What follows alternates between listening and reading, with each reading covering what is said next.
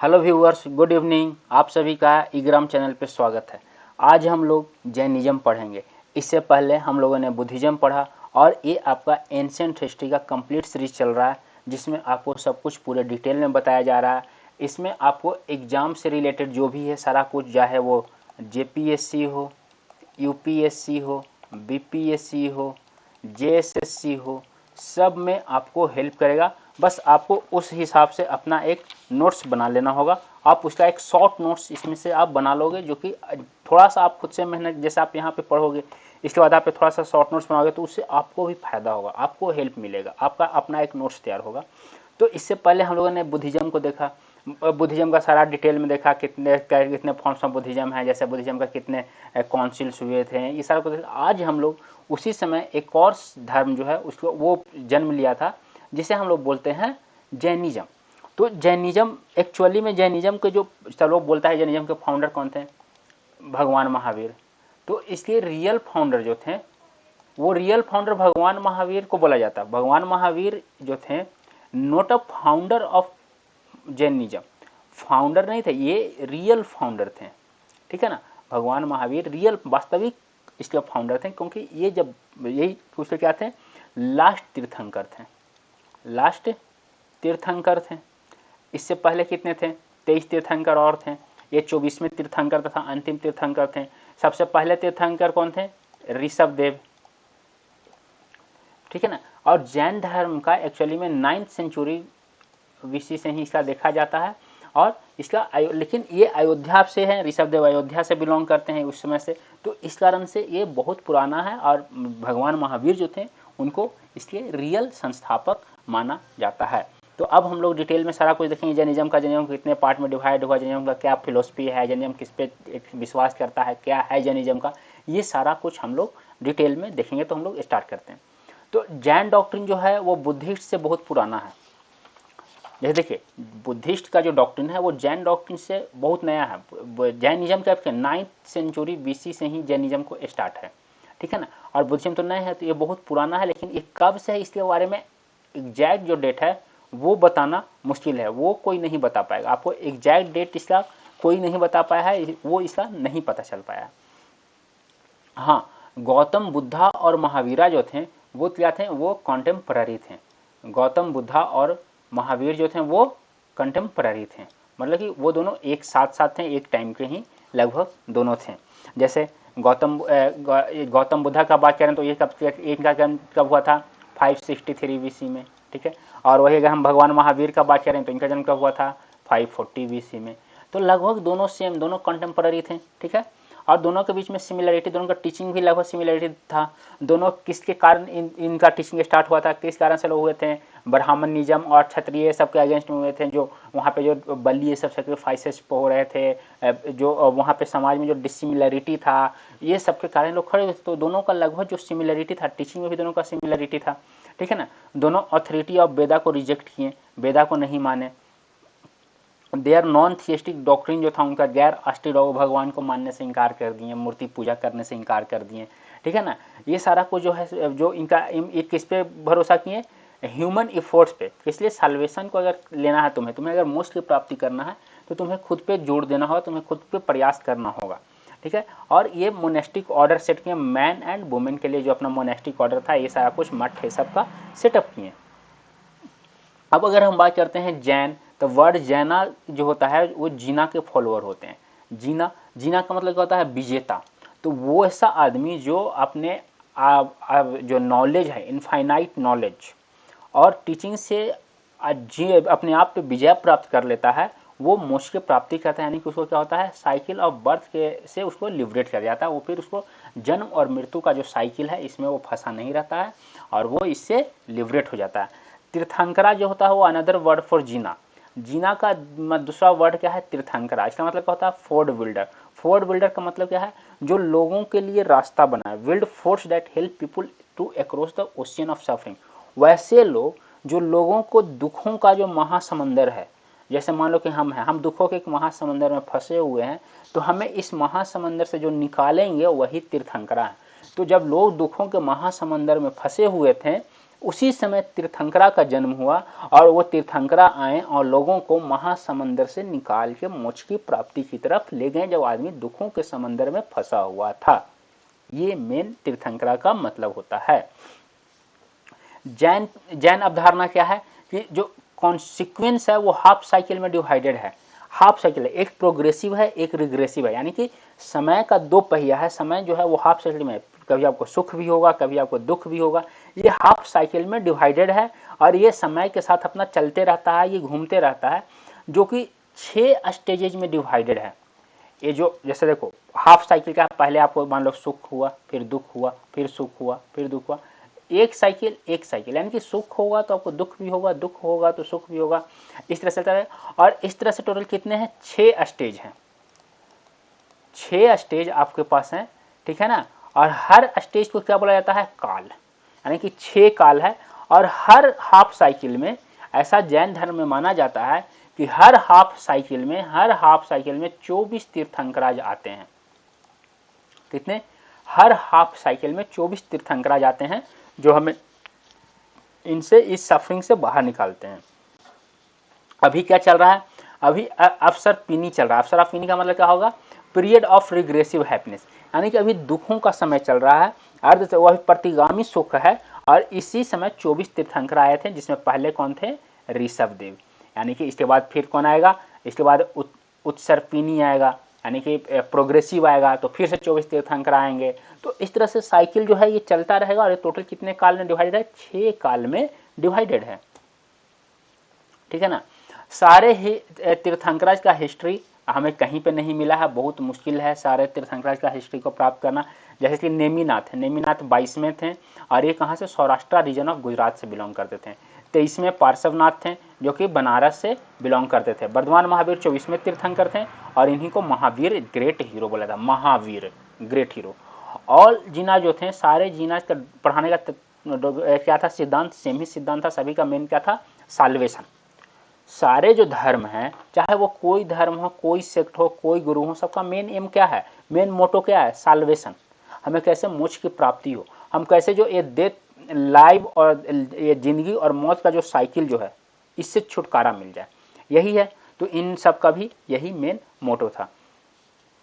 Jeena is considered a human being endowed with superhuman insight and knowledge. Jina वो होते हैं जो एक ह्यूमन बीइंग है, हम भी हैं, हम एक हैं, मान लो हम एक इंसान है, आप भी एक इंसान हो। आप जीना बन जाओगे कब? जब आप में एक अलौकिक अंतर्दृष्टि और अनंत ज्ञान आप में आ जाएगा।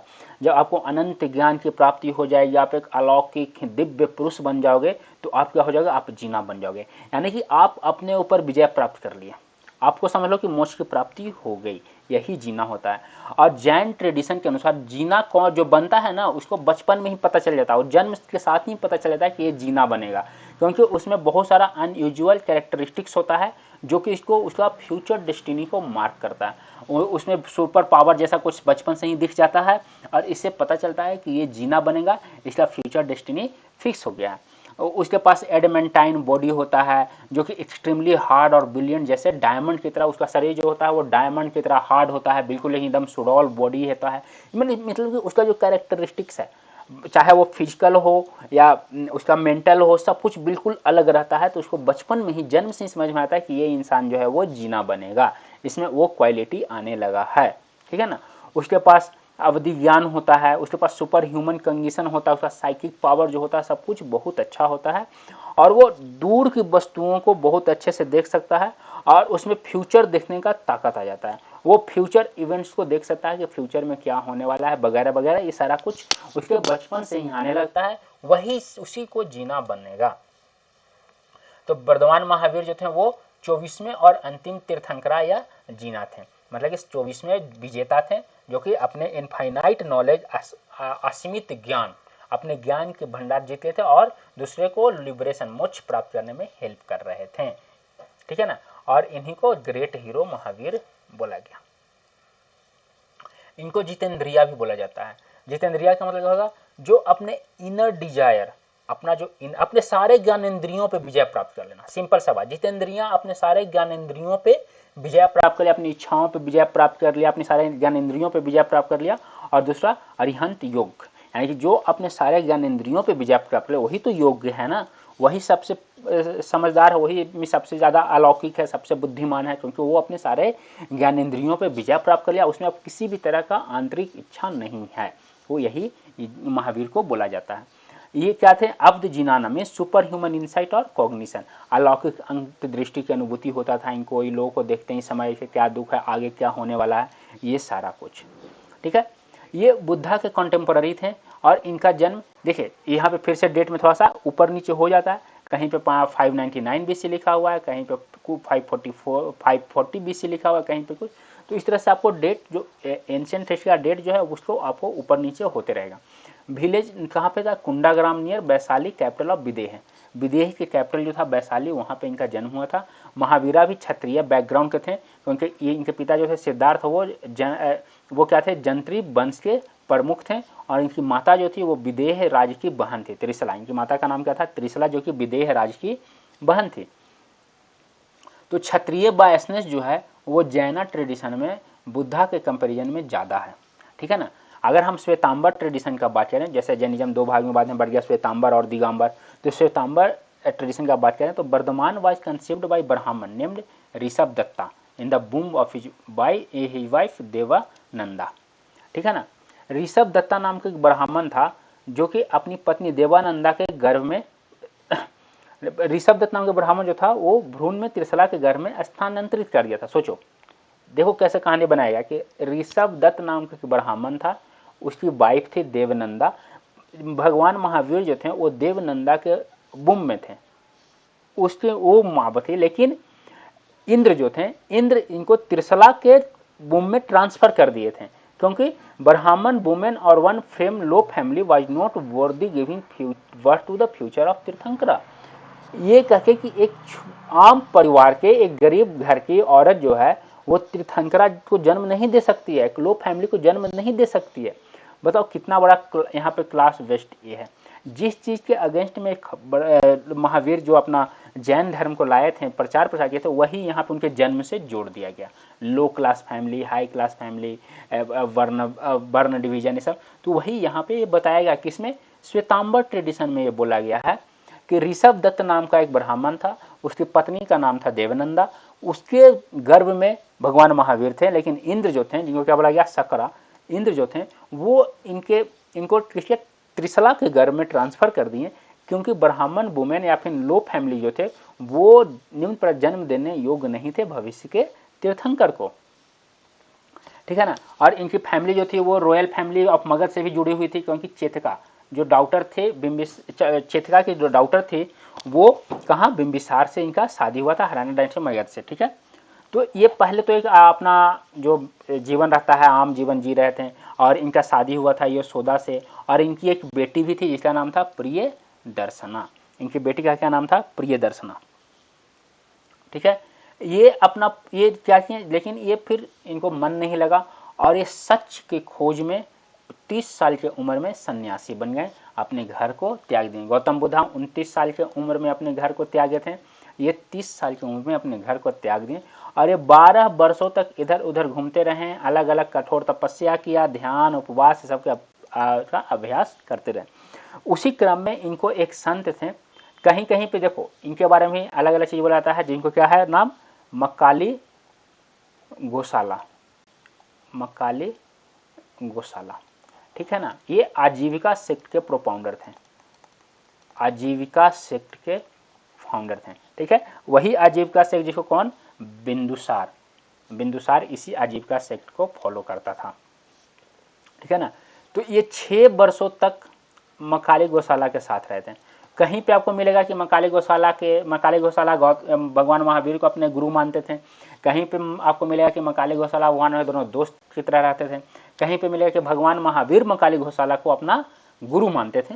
तो वो बात की बात है, लेकिन ये मक्काली गोशाला साथ रहे। मक्काली गोशाला आजीविका सेक्ट के प्रोपाउंडर थे, आजीविका सेक्ट को ये फाउंडर थे। ठीक है ना, आजीविका सेक्ट किस चीज में फॉलो करता था, आजीविका सेक्ट किसी को मानता था, नियतिवाद को, नियतिवाद।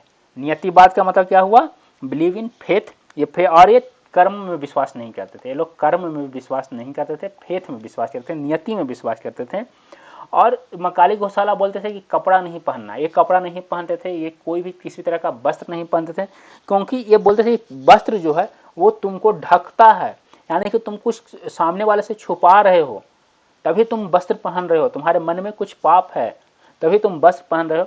अगर तुम्हारा एक्सटर्नल और इंटरनल सेम है तो छुपाने के लिए बचा ही क्यों है, तुम कपड़ा मत पहनो। और इन्हीं का ऐसा बोला मकाली घोषाला का ही प्रभाव जो था वो भगवान महावीर पे पड़ा और वो भी कपड़ों का त्याग कर दिए। यही आजीविका सेक्ट के ये प्रोपाउंडर थे। आजीविका सेक्ट नियतिवाद को मानता है, कर्म को नहीं मानता है। ठीक है, जब ये 12 वर्षों तक इधर, लेकिन 6 साल ये मकाली घोषाला के साथ 6 साल रहे थे। उसके बाद इनको लगा कि यार हम यहाँ पे गलत टाइम बर्बाद कर रहे हैं, ये तो हमको पागल बना रहे हैं। उसके बाद उनको छोड़ दिए थे, उनका साथ छोड़ दिए और उसके बाद ये कहीं और इधर घूम रहे। उसके बाद 42 साल की उम्र में जब 12 साल तक घूमते रहे तो उनको रिजुपालिका रिवर जो है वो कहाँ पे, ज्रीमिक ग्रमा में है, ये वहाँ पे इनको ऐसा महसूस हुआ कि हमको ज्ञान की प्राप्ति हो गई, और हमको ज्ञान की प्राप्ति हो गई और हम क्या बन गए, named in the fields of householder. समगा एक गृहस्थ था, उनके खेत में इनको केवल ज्ञान मतलब कि संपूर्ण ज्ञान की प्राप्ति हो गई, अनंत ज्ञान की प्राप्ति हो गई। ये 72 साल की उम्र में कहीं कहीं पे 527, अगर आप 500 इनके जन्म को 527 599 बीसी मानोगे तो इनका मृत्यु 527 बीसी में हो गया। अगर आप इनका जन्म 540 बीसी में मानोगे तो इनकी मृत्यु 483। इसके बाद 72 साल इससे कम करके इनका इस टाइम में लगभग 483 482 की उम्र में इनका डेथ हो गया था। तो ये डेट के पीछे हमें नहीं भागना, इतना एक्यूरेट डेट के पीछे, एंशिएंट हिस्ट्री में हमें एक्यूरेट डेट के पीछे नहीं भागना है। ठीक है, तो इनका कहाँ पे, पावापुरी नियर पटना में इनका डेथ हो गया। ठीक है, वर्धमान को क्या डिस्क्राइब करता है, डिस्क्राइब्ड डिस्प्लेइंग एक्स्ट्राऑर्डिनरी फॉर अहिंसा नॉन इंजरी। ये अहिंसा के लिए बहुत ज़्यादा इनको असाधारण चिंता के प्रदर्शित करने के रूप में दिखाया गया कि ये अहिंसा को बहुत ज़्यादा मानते थे, नॉन इंजरी, नॉन वायलेंस। देखते हो जैनिज्म में नॉन वायलेंस जो है वो एक्सट्रीम लेवल पे है। आप देखे होंगे जैन गुरु लोग जो रहते हैं वो रोड को बहारते हुए चलते हैं मोर के पंख से, ताकि किसी भी तरह का कीटनाशक भी उनके पैरों के नीचे ना आ जाए। तो ये सारा कुछ होता है। He lay absolutely still Trishala womb से no to cause her discomfort में ऐसा बोला जाता है कि ये अपने माँ के गर्भ में लेटे रहे तब तक कि जब तक ये श्योर नहीं हो गए कि उनको किसी भी तरह का दर्द नहीं होगा। ठीक है ना, ये अपने सुपर ह्यूमन पावर से ये ऐसा सब कुछ कर दें कि उनको दर्द नहीं होगा, सब कुछ एकदम नॉर्मल हो गया, तब ये उनके गर्भ से बाहर निकले थे, ऐसा बोला जाता है। अचरांग सूत्रा में क्या है, वर्धमान के माता पिता को फॉलोअर्स ऑफ जिन्ना पार्श्वनाथ का दिखाया गया। अचरांग सूत्रा जो है उसमें क्या बताया गया है कि वर्धमान के जो माता पिता थे वो पार्श्वनाथ के फॉलोअर थे, यानी कि आपके 23वें तीर्थंकर जो थे उनके फॉलोअर थे। ठीक है, दिगंबर परंपरा के अनुसार जब भगवान महावीर को इनलाइटमेंट हो गया, ज्ञान की प्राप्ति हो गया, तो भगवान महावीर क्या हो गए, जो ऑर्डिनरी ह्यूमन जो सारा कार्य करता है, जैसे भूख प्यास सोना दुख दर्द, इन सब से इनको छुटकारा मिल गया। ये सबसे इनको मुक्ति मिल गया। अब ना तो इनको भूख था, प्यास था, नींद था, दुख था, दर्द था, कुछ भी इनको नहीं था। ये कोई भी सांसारिक गतिविधियों में अभी ये इंगेज नहीं रहे, ये कहीं पे अपना बैठ गए और ये कमल के मुद्रा में स्थिर और सर्वज्ञ में बैठ गए कि अब हमें दुनिया से कोई मतलब नहीं है, हम एकदम दुनिया में हर जगह पे हैं।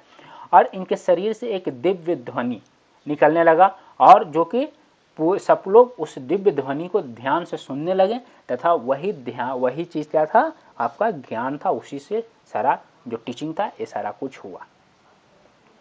ठीक है, the task of disseminating the teaching was that of the Gandhara. और जो इनके शिक्षा के प्रसार का काम था वो कौन करते थे, गंधारा करते थे। गंधारा इनके जो मुख्य शिष्य थे, तो इनके जो सबसे पहले मुख्य शिष्य थे उनका नाम था इंद्रभूति गौतम। इंद्रभूति गौतम एक ब्राह्मण थे, ये इनके सबसे पहले शिष्य थे। और उनके 2 भाई इंद्रभूति गौतम तथा उनका 2 भाई जो था ये इनके सबसे पहले शिष्य बने। और इन्हीं सब के मेंबर से ये लोग क्या बना, संघ बना। तो सबसे पहले इनका जो सबसे पहले धीरे धीरे फैलकर क्या हुआ, इनके गंधारा का संख्या 11 हो गया, जो कि सभी कौन थे, ब्राह्मण थे। 11 हो गंधारा 11 हो, इनका जो मुख्य शिष्य था वो ब्राह्मण था। और तीर्थंकर जो थे वो क्या, ऑर्डर ऑफ मॉन्क्स नन्स और ये सारा कुछ सेट किए कि वह बिच्छू कैसे रहेगी, बिच्छुनी कैसी रहेगी और सामान्य जन कैसे रहेगा, ये सारा कुछ है सेटअप किए। तो अब हम लोग देखेंगे डॉक्ट्रिन ऑफ जैनिज्म, जैन धर्म का क्या सिद्धांत है, सारा कुछ हम लोग इसमें अब देखेंगे, ठीक है ना। ये आपके 2400 तीर्थंकराज हैं, उनका नाम है। हमने 2400 तीर्थंकराज का नाम एक जगह पर रख दिया है ताकि आपको कभी आपको मन करे क्या नाम है 2400 का तो आप देख सकते हो। सबसे पहले कौन थे? ऋषभनाथ या आदिनाथ, उनको आदिनाथ ही बुलाया जाता था। दूसरा अजीत, तीसरा संभवा, चौथा अभिनंदन, पांचवा सुमति, छठा पदम प्रभा, सातवां सुप्रसभा, आठवां चंद्रप्रभा, नौवां सुविधि, 10वां शीतल, 11वां श्रेयंस, 12वां वासुपूज्य, 13वां विमल, 14वां अनंता, 15वां धर्मा, 16वां शांति, 17वां कुंठू, 18वां अर्रा, 19वां मल्ली या मल्लीनाथ, 20वां मुनि सवर्ता, 21वां नमी, 22वां नेमी, 23वां पार्श्वनाथ और 24वां महावीर। ये 2400 तीर्थंकर के नाम हैं, ठीक है ना। महावीर क्या टाउट किए जैना को कि राइट पाथ और धर्म पे, और क्या किए कि बोले कि अब तुम दुनिया का त्याग कर दो। भगवान महावीर बोले कि तुम सही मार्ग पे चलो, सही धर्म के अनुसार चलो और संसार का त्याग कर दो और तुम कठोर तप करो और नैतिक मूल्यों को अमल करो। मीन्स आप दुनिया को त्याग दो, आप संन्यास ले लो और अपने कठोर धर्मों का पालन करो। Jains are morally bound by their religion to live in such a way that would not harm any being. अगर आप जैन धर्म को अपनाते हो, जैन धर्म को मानते हो, तो आप इस तरह से रहते हो कि आप किसी भी प्राणी को कोई भी नुकसान ना पहुंचाओ, आपके कारण किसी भी प्राणी को जरा सा भी नुकसान ना पहुंचे, इसका ध्यान इसमें बहुत ज्यादा देना रहता है। जैना जो है ये criticism of other philosophers that their pronouncements about reality, for instance, on whether reality is eternal or non-eternal, ये बताते हैं कि दूसरे जो धर्म है, दूसरा जो सेक्ट है, उसका फिलोसफी है जो बहुत कंफ्यूज करके रखा है, सबको क्लियरिटी बताया ही नहीं है कि क्या वास्तविक है, क्या शाश्वत है, क्या गैर शाश्वत है, क्या बदलते रहता है, क्या नहीं बदलते रहता है, क्या एक है, क्या बहुत है, एक्सट्रीम व्यू ऑफ थिंग्स, अलग अलग व्यू है, ये सब कुछ नहीं बताया। उन्होंने एक अपना व्यू रख दिया है और वही सबको मानने के लिए मजबूर कर दिया है। लेकिन जैन धर्म में ऐसा नहीं है, यहाँ पे अनेक सिद्धांत दिए गए हैं कि आप एक चीज का अनेक मतलब हो सकता है। जैसे एक क्या है जैन धर्म का डॉक्ट्रिन? अनेकांतवाद। अनेकांतवाद का मतलब क्या होता है? मैनिफोल्ड नेचर ऑफ रियलिटी, मतलब रियलिटी का विविध प्रकार हो सकता है, वास्तविकता का अनेक प्रकार हो सकता है। जो हम बोल रहे हैं सिर्फ वही एक प्रकार वास्तविकता का नहीं है। वास्तविकता जो है वो बहुत कॉम्प्लेक्स है और इसका बहुत सारा पहलू हो सकता है। तो आप सिर्फ एक पहलू के पीछे मत भागो, उसके अनेक पहलू हो सकते हैं, आपको सारे पहलुओं को जानना होगा और उसके बाद आपको उसका समराइज निकालना होगा, ठीक है ना। देयर एग्जिस्ट नॉन एब्सोल्यूटिज्म, गैर निरपेक्षता मौजूद है। Means no single specific statement can describe the nature of existence and the absolute truth. मतलब क्या हुआ? एक सिंगल स्पेसिफिक स्टेटमेंट जो है वो नेचर ऑफ एग्जिस्टेंस और पूर्ण सत्य को वर्णन नहीं कर सकता है। किसी के अस्तित्व का एक सिंगल स्टेटमेंट बिल्कुल भी पूरा नहीं कर सकता है, वो डिस्क्राइब नहीं कर सकता। एक स्टेटमेंट के कई सारे एस्पेक्ट्स हो सकते हैं, कई सारे पहलू हो सकते हैं। इसी को बोलते हैं अनेकांतवाद, जो कि जैन धर्म का डॉक्ट्रिन है। अगर हम दूसरा डॉक्ट्रिन का बात करें, दूसरा डॉक्ट्रिन है सैयदवाद। सैयदवाद का मतलब क्या होता है? डॉक्ट्रिन ऑफ मे बी ये है, मे बी ये हो सकता है, मे बी ऐसा हो सकता है। Means emphasise the relativity of all knowledge, सभी ज्ञान की सपेक्षता पे जोर देता है। ये भी सही हो सकता है, ये भी सही हो सकता है, वो भी सही हो सकता है, मे बी हम भी सही हो सकता है, मे बी तुम भी सही हो सकते हो। इस तरह का इसका डॉक्ट्रिन है। मीन्स आप बिल्कुल कोई एक बोल दिया कि तो यही सही नहीं है, मे भी हो सकता है वो गलत हो, ठीक है ना। तो सैयदवाद के अनुसार every judgement we make is related to the particular aspects of the object we are judging and the point of view from which we जज। मतलब कि अगर हम किसी चीज़ के बारे में कुछ चीज़ अवधारणा बना रहे हैं तो हम उसको देख के अपने जजमेंट के अनुसार बना रहे हैं। अगर कोई मेरे बारे में कोई अवधारणा बना रहा है तो वो अपने जजमेंट के अनुसार बना रहा है।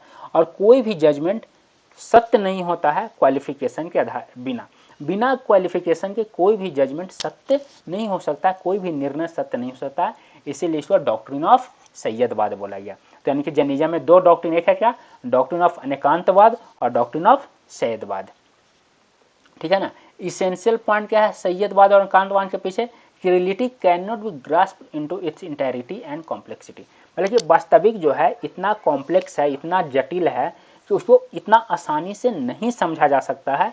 All that is possible number of partially true statements out, बहुत सारे आंशिक रूप से सत्य कथन हो सकते हैं, पूर्ण सत्य मुश्किल है कहना, ठीक है ना। Every statement about reality should be prefaced with syad may be, मतलब कि जो भी हम स्टेटमेंट बोल रहे हैं रियलिटी, लेकिन मे बी फिर भी उसके साथ हम रियलिटी के साथ शायद लगाएंगे, मे बी हम जो बोल रहे हैं वो सही हो, मे बी यहाँ पे स्टेटमेंट के साथ क्या लग जाएगा, मे बी लग जाएगा, क्योंकि कोई भी स्टेटमेंट पूर्ण रूप से सत्य नहीं होता है। ये जैन धर्म का, जैनिज्म का सबसे बड़ा डॉक्ट्रिन है, डॉक्ट्रिन ऑफ सैयदवाद और डॉक्ट्रिन ऑफ अनेकांतवाद। अगला डॉक्ट्रिन क्या है, doctrine of nyayavada. Doctrine of nyayavada क्या डिस्क्राइब करता है, signified describing reality from different point of view, sorry doctrine of nyayavada, sorry nyayavada नहीं न्यायवाद, ये क्या करता है, ये रियलिटी को डिफरेंट पॉइंट ऑफ व्यू से डिस्क्राइब करता है, वास्तविकता को वर्णन करने के डिफरेंट दृष्टिकोणों को ये क्या करता है, दर्शाता है। नया आंशिक रूप से सत्य कथन को समझा जा सकता है, लेकिन पूर्ण वैधता का दावा नहीं कर सकते हैं कि एब्सोल्यूट वैलिडिटी हम नहीं बोल सकते हैं। आंशिक रूप से हम नया नया बातों को बोल सकते हैं, इसके साथ ये है, इसके साथ ये है, इसके साथ ये है, लेकिन हम उसके को पूर्ण वैधता का दावा नहीं कर सकते हैं, ठीक है ना। नया can also be defined as a particular opinion framed with a view point which does not rule out other different view point. हम जो है एक अपना विचार दे रहे हैं, लेकिन हमारा विचार जो है वो दूसरे विचारों के कारण रूल आउट नहीं किया जा सकता। किसी और का विचार कुछ और हो सकता है, मेरा विचार कुछ और है, किसी और का दृष्टिकोण कुछ और होगा, लेकिन उसके दृष्टिकोण के कारण मेरा दृष्टिकोण को खत्म नहीं किया सकता है, न ही मेरे दृष्टिकोण के कारण उसके दृष्टिकोण को खत्म किया जा सकता है।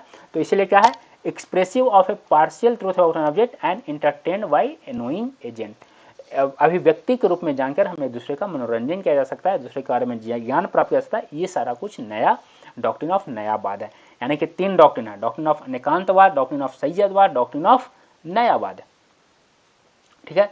To achieve liberation of the soul Jain must follow 3 jewels of Jaina ethics, popular Triratna. Jain धर्म में बोला कि अगर आपको लिबरेशन होना, अगर आपको मोक्ष की प्राप्ति करना है तो आपको 3 ज्वेल्स को फॉलो करना होगा, जैन एथिक्स के 3 रत्नों को पालन करना होगा, जिसको क्या बोलाता है, त्रिरत्ना बोला जाता है। ये त्रिरत्ना कौन कौन सा है, पहला राइट फेथ, सम्यक दर्शन, राइट नॉलेज, सम्यक जना, और राइट कंडक्ट, सम्यक चरित्र, यानी कि आप में सही रूप से आपको अपने गुरु में विश्वास होना चाहिए, सही विश्वास जो कर रहे हो उस पर विश्वास होना चाहिए, आपको दूसरा सही ज्ञान होना चाहिए जैसे उस चीज़ के बारे में, और आपका आचरण जो है वो सही होना चाहिए, गलत अगर ये 3 चीज़ को आप फॉलो करते हो तो आपको जरूर से जरूर मुक्ति मिलेगा।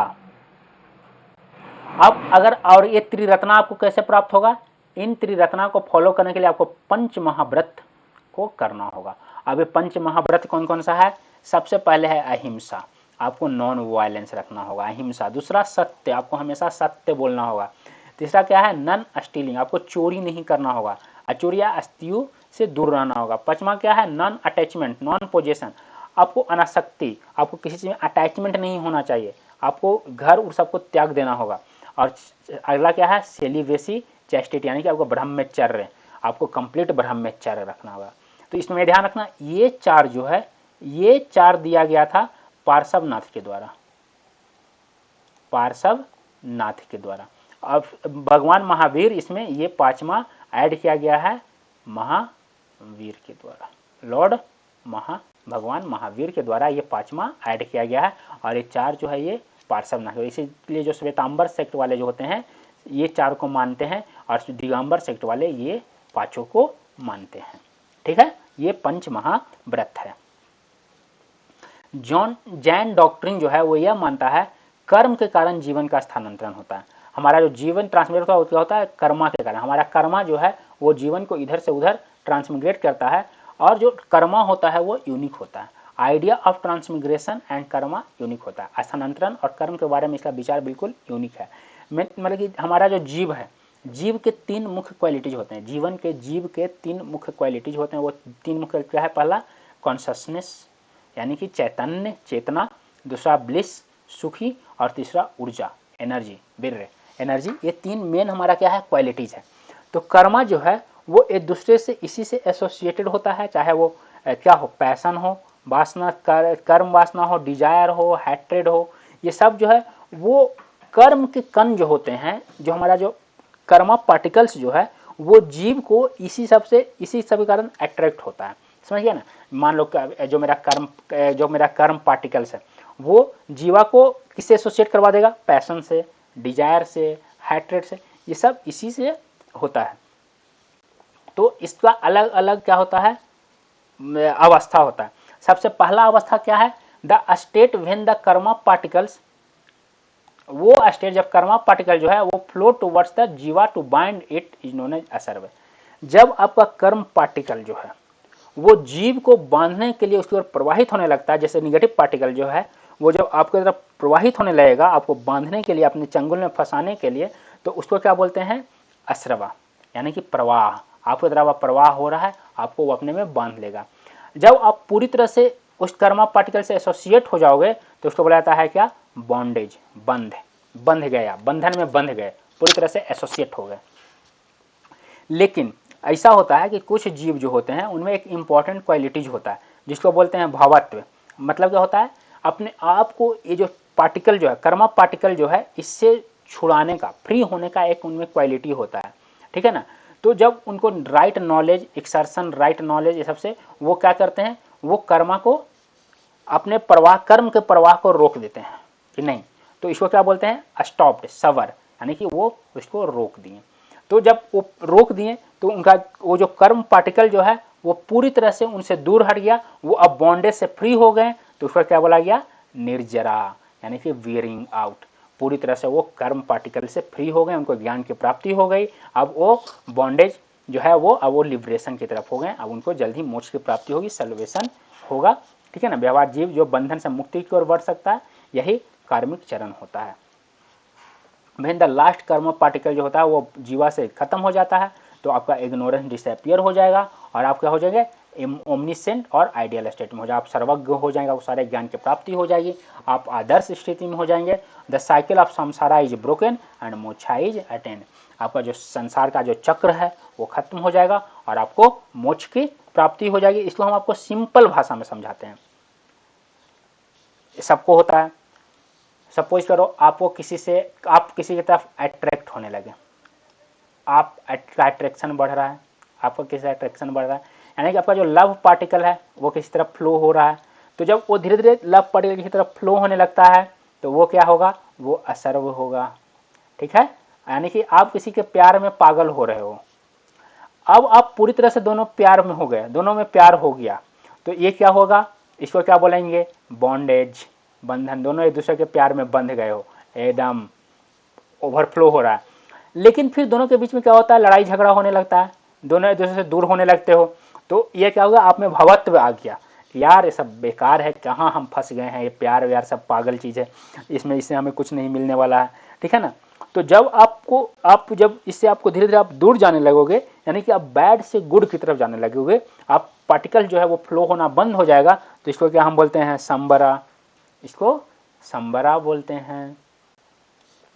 और जब आप पूरी तरह से फिर से आप लड़ाई झगड़ा हो गया, आपका ब्रेकअप हो गया और आपको ज्ञान की प्राप्ति हो गई कि प्यार वार सब धोखा है, कुछ नहीं है, सबसे वेस्टेज ऑफ टाइम है, बकवास है, तो आप एकदम आइडियल स्टेट में आ गए, वो क्या हो गया, निर्जरा। समझ गए, यानी कि आप अस्वरा से स्टार्ट होकर आप निर्जरा पे आ जाओगे, तो यही आपके मोक्ष की प्राप्ति का जो है वो रास्ता होगा और आप मोक्ष की प्राप्ति आपको हो जाएगा।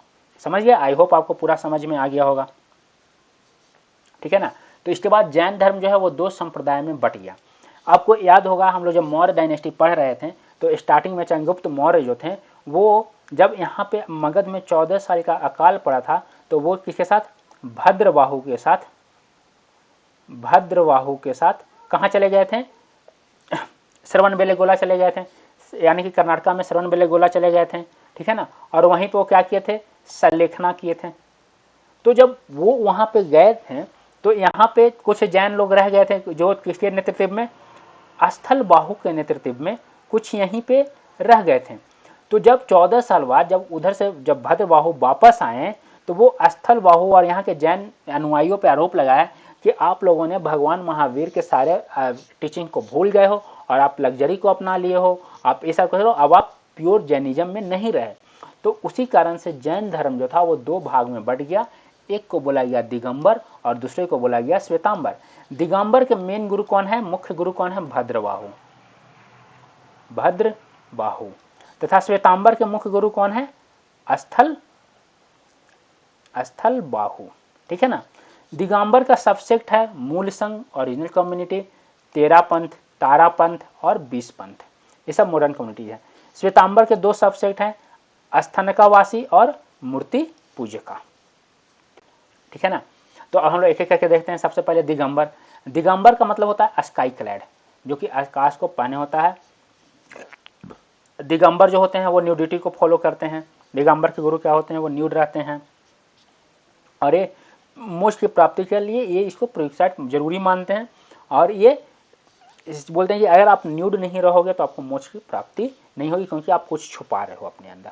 वो नहीं, आपको पूरी तरह से दिखाना कि हम पूरी तरह से ओपन हैं, हमें कुछ जो मेरे अंदर है वही मेरे बाहर है, तभी आप मोक्ष की प्राप्ति कर सकते हो। ठीक है ना। जब लिबरेशन वुमेन के लिए हो तो दिगंबर ट्रेडिशन क्या होता है, वुमेन जो होती है वो जैसे दिगंबर ट्रेडिशन क्या बोलता है कि वुमेन वो ऐसा के पास वो बॉडी और रिजिडिटी नहीं है जो मोक्ष के लिए आवश्यक होता है। ठीक है ना। तो अगर वुमेन को लिबरेशन चाहिए, वुमेन को मोक्ष की प्राप्ति चाहिए, सल्वेशन चाहिए, तो उसे फिर से रिबॉर्न होना होगा मैन में, तभी उसको ये अटेनमेंट पॉसिबल है, ये पॉसिबल है। ये कौन मानता है, दिगंबर मानता है। इसीलिए दिगंबर ट्रेडिशन जो है वो सीधा मानता है कि कोई भी महिला तीर्थंकर नहीं है।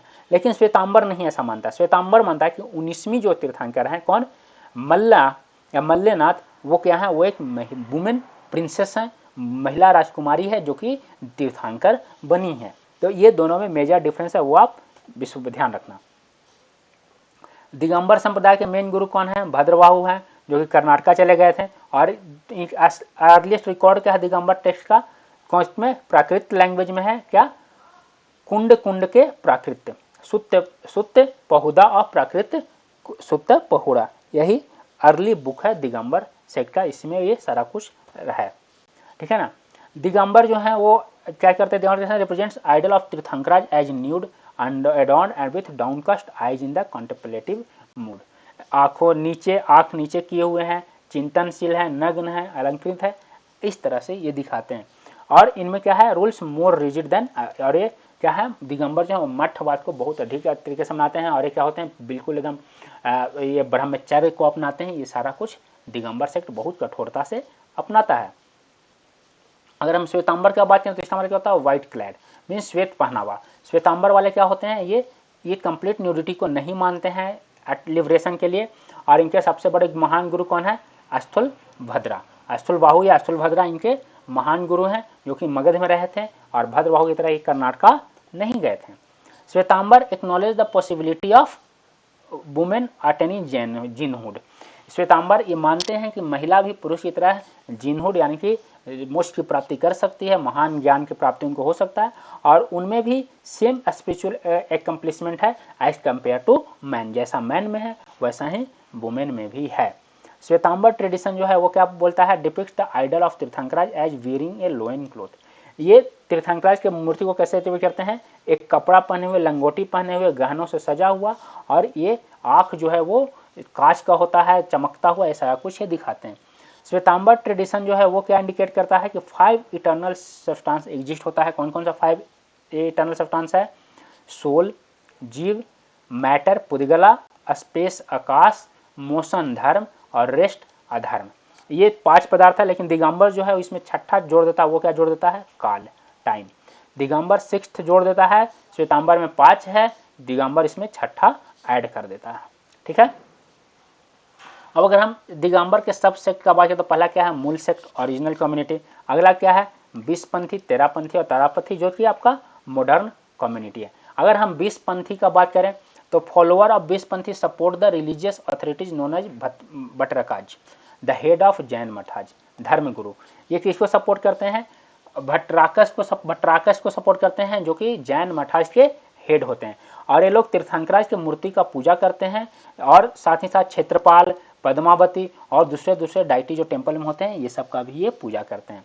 ये लोग कैसे पूजा करते हैं, आइडल का वर्शिप करते हैं? सैफ्रॉन, फ्लावर, स्वीट्स, फ्रूट्स, अगरबत्ती, ये सबसे ये लोग इसका पूजा करते हैं और स्टैंडिंग होते हैं और ये लोग आरती भी करते हैं। लाइट्स जो है वो मूर्ति सबको दिखाते हैं तथा प्रसाद भी बांटते हैं। ये 20 पंथी होते हैं। अगर 13 पंथी का बात करें तो 13 पंथी जो होता है वो इंडिया में हो किसके रिवोल्ट के अगेंस्ट हुआ था? बटराकस। और ये इसका इम्पोर्टेंस जो है वो नॉर्थ इंडिया में बहुत कम है, ठीक है ना। और फॉलोअर्स अब क्या इसका होते हैं? तीर्थंकराज का ही सिर्फ मूर्ति पूजा करते हैं। देखो 20 पंथी जो है वो तीर्थंकराज के साथ साथ क्षेत्रपाल, पद्मावती और भी बहुत सारे देवताओं का पूजा करते हैं। लेकिन 13 पंथी जो है वो सिर्फ और सिर्फ तीर्थंकराज का ही मूर्ति पूजा करता है और किसी का नहीं करता। They worship the idol not with sachitta thing such. ये लोग फूल फ्लावर ये सब के साथ नहीं करते हैं, बल्कि ये लोग सेक्रेड राइस, जिसको कि अक्षता बोलता है, क्लोव्स, सैंडल, आलमंड्स, डेट्स, ये सब मिलाकर एक चावल का बनाते हैं, खीर टाइप का बनाते हैं और उससे पूजा करते हैं। और आरती तक नहीं किया जाता है, न ही प्रसाद डिस्ट्रीब्यूट किया जाता है मंदिरों में। तो ध्यान रखना, 20 पंथी में जो फ्रूट्स सबके साथ करते हैं तथा प्रसाद का वितरण किया जाता है, आरती भी किया जाता है। 13 पंथी में ऐसा कुछ भी नहीं किया जाता है। अब आयो तारम पंथी या समय पंथ इसको बोलते हैं। इसके फॉलोअर किसको वर्शिप करते हैं? शरण्या, यानी कि सेक्रेड बुक्स। तारापंथी के बुक किसको करते हैं? सेक्रेड बुक्स, पवित्र किताबों का पूजा करते हैं, मूर्ति का पूजा नहीं करते हैं। और इनका क्या होता है? ये आइडल वर्शिप से दूर हो परहेज करते हैं, आउटवर्ड रिलीजियस प्रैक्टिस नहीं करते हैं और एक कास्ट डिस्टिंक्शन इसमें नहीं, यानी कि कोई ये सब सारा कुछ नहीं करते हैं। अब अगर हम श्वेतांबर में देखें मूर्ति पूजा का, नाम से ही पता चल रहा है मूर्ति पूजा का। तो followers through the worship idols offer flowers, fruits और adorn with rich clothes and jewel. महंगे महंगे कपड़ा रत्न सबसे सजाते हैं, टेम्पल में रखते हैं और बिल्डिंग्स भी बनाते हैं, जिसको क्या बोलते हैं? उपसरायाज बोलते हैं। ये फूड को कलेक्ट करते हैं बॉल में और हाउस होल्डर्स को, और उसको जहाँ पे रुकते हैं वहाँ पे सारा कुछ खाते हैं, प्रसाद का वितरण होता है। अगर हम अस्थानकावासी का बात करें तो अस्थानकावासी जो है वो आइडल वर्शिप में विश्वास नहीं करता है और टेम्पल में विश्वास नहीं करता है। इनके पास क्या होता है? अस्थानकास का मतलब क्या होता है? प्रार्थना कक्ष, जहाँ पे लोग रिलीजियस फास्ट रखते हैं, फेस्टिवल रखता है, प्रेयर करते हैं, डिस्कोर्स होता है, ये सारा कुछ ये करते हैं। ये they have no faith in places of pilgrimage. ये लोग पिलग्रिमेज आस्था है, ये सब में कहीं पे ये तीर्थ यात्रा ऐसा में भाग नहीं लेते हैं, वो सब में इनको विश्वास नहीं होता है। और ये लोग मूर्ति पूजिका की तरह रिलीजियस फेस्टिवल में भी पार्टिसिपेट नहीं करते हैं। उसके बाद अगला आ गया 13 पंथी। 13 पंथी क्या है? कंप्लीट डायरेक्शन ऑफ वन आचार्य। ये जो है ये लोग कंप्लीट जो होता है कैसे ऑर्गेनाइज करते हैं? एक आचार्य के अंडर में ऑर्गेनाइज करते हैं, कोड ऑफ कंडक्ट होता है, वन लाइन ऑफ थॉट होता है और इनके मोंग जो होते हैं ये सब आचार्य को फॉलो करते हैं और जैसा वो बताते हैं वैसे ही ये लोग करते हैं। जैन काउंसिल का बात करें तो पहला जैन काउंसिल आपका हुआ था 310 BC पाटलिपुत्र में और इसमें 12 अंगास का कंपाइलेशन हुआ था जो कि पूर्वा को रिप्लेस किया था और इसको दिगंबर जो है वो मानने से मना कर दिए थे। इसके प्रेसिडेंट कौन थे? स्थलभद्रा। दूसरा का हुआ था 453 या 466 AD में, कहाँ? बल्लभी गुजरात में हुआ था। इसमें 12 अंगाज और 12 उपंगाज का कंपाइलेशन हुआ था और इसके अध्यक्ष कौन थे? डेरीगंज। तो इस तरह से हम जैन धर्म को भी देख लिए। अगर आपको हमारा वीडियो अच्छा लगा हो, अगर आपको हमारे पढ़ाने का तरीका अच्छा लगा तो अपने दोस्तों से सब्सक्राइब करवाइए और लाइक कीजिए, हमें सपोर्ट कीजिए। अगर कोई दिक्कत हो या और भी आपको कोई सुधार हो तो हमारे आप कमेंट्स में बता सकते हैं। आप हमारे टेलीग्राम चैनल से भी जुड़ सकते हैं। तब तक के लिए धन्यवाद।